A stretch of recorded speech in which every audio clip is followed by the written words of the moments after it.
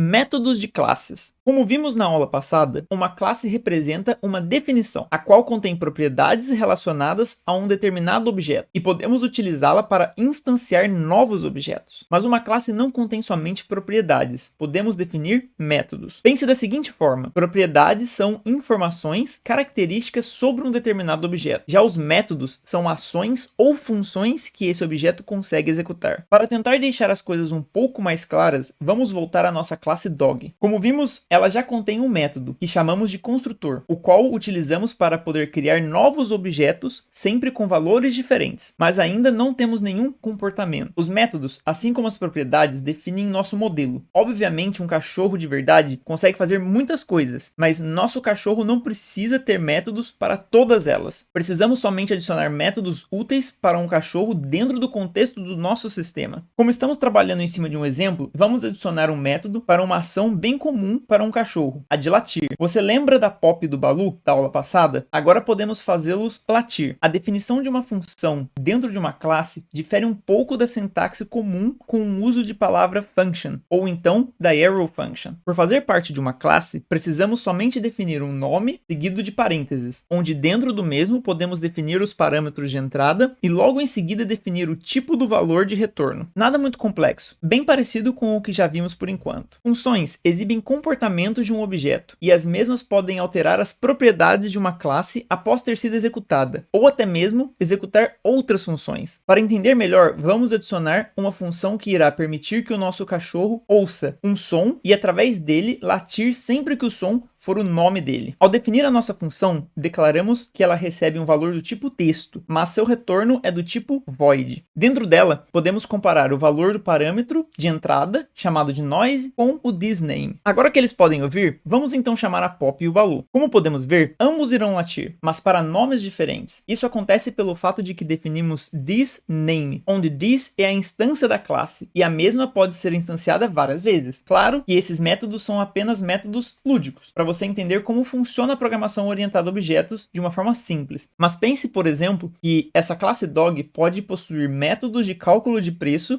de serviço de tosa para um suposto sistema de pet shop. Sendo assim, o método calculateHaircut calcula o valor do preço da tosa em função das propriedades size e weight. Por exemplo, isso nos dá uma pequena amostra do poder da orientação a objeto em um sistema, de criar classes que possuem propriedades e métodos para executar atividades especializadas, tornando o sistema muito mais organizado.